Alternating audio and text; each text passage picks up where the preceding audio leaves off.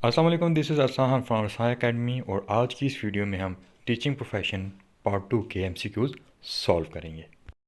Physical health is necessary to build a balance. तो जो आपकी जिस्मानी सेहत है वो इसलिए ज़रूरी होती है ताकि वो अपनी की पर्सनैलिटी को भी डेवलप कर सके। यानी आपका option number A. Which of the following professions claim the largest membership.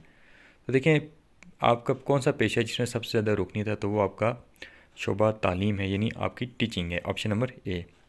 The teaching professional should also be expert in.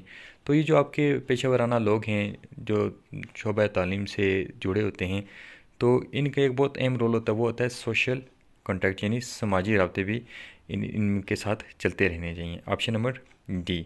A teacher's first duty to is to his. तो जो एक उस्ताद की सबसे पहला फ़र्ज़ या ज़िम्मेदारी होती है, तो वो उसके स्टूडेंट्स यानी उसके तालिब इल्म होते हैं। As teacher we should think of our work in terms of. तो बतौर मालूम हमें इस चीज़ का इदराक होना चाहिए कि बच्चों के अंदर नज़्म व ज़ब्त कायम किया जा सके, यानी ऑप्शन नंबर डी।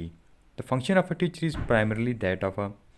तो एक मल्लम का क्या काम होता है बुनियादी तौर पे, तो उसका काम होता है गाइडिंग द चिल्ड्रन प्रोग्रेस, यानी बच्चों की रहनुमाई करना। 25 हमारे पास। The best position of a teacher in class is age. तो वो एक मेंबर होता है इस क्लास का, यानी आपका ऑप्शन नंबर सी करेक्ट होगा। In teaching if nothing has been learn nothing has been. तो अगर पढ़ाते हुए दौरान तदरीस आपने कुछ सीखा नहीं है, तो आपने कुछ पढ़ाया या सिखाया वही नहीं, यानी आपका ऑप्शन नंबर डी होगा। The basic function of a democratic teacher. तो एक जो जमहूरी मल्लम या उस्ताद होता है, तो उसकी सबसे बड़ी ज़िम्मेदारी होती है कि वो बच्चों को साथ लेके चले, उनकी रहनुमाई करे। तो ऑप्शन नंबर सी आपका करेक्ट होगा। The rules for the classroom should be establish by the.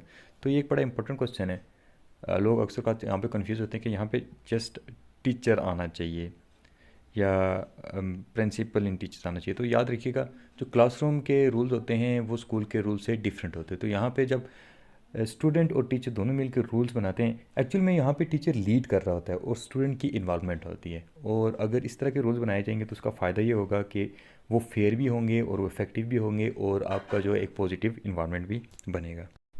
The most important function of a teacher is.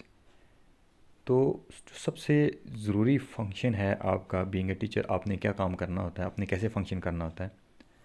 तो ये देखिए, यहाँ पे आपके दो ऑप्शंस हैं, थोड़े से कंफ्यूज करेंगे कि guide people growth and then maintain discipline. तो मोस्टली हम कहते हैं डिसिप्लिन को मेंटेन करना होता है, लेकिन जो प्राइमरी फोकस होता है एक टीचर का, जो उसकी जिम्मेदारी होती है, वो उसकी एकेडमिक हो, सोशल या पर्सनल ग्रोथ, किसी तरह की भी ग्रोथ हो, तो उसके लिए उसको हमेशा गाइड करना पड़ता है और उसकी ग्रोथ के लिए उसको साथ लेके चलना पड़ता है। इसलिए आपका यहाँ पे ऑप्शन नंबर ए करेक्ट होगा।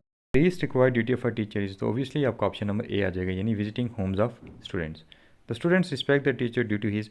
तो ये सेल्फ रिस्पेक्ट के लिए उनको रिस्पेक्ट दी जाती है। तो आपका option number C good will and personal integrity आएगा।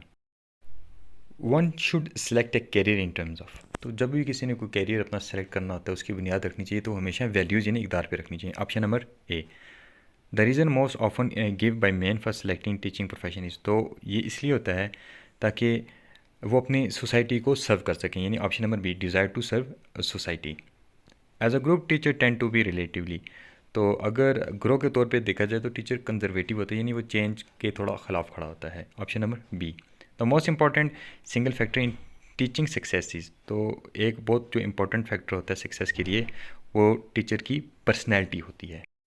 Vital to teaching success is. तो ओबियसली आपकी जब डायरेक्शंस और आपकी वॉइस जब क्लियर होती है, तो ये बहुत ज़्यादा ज़रूरी होता है कामयाबी के लिए। Option number A. The most serious defect in teacher is. तो जब उसकी मेंटल हेल्थ अच्छी नहीं होती, तो ये बहुत बड़ा डिफेक्ट होता है। ऑप्शन नंबर डी पे जाएंगे आप।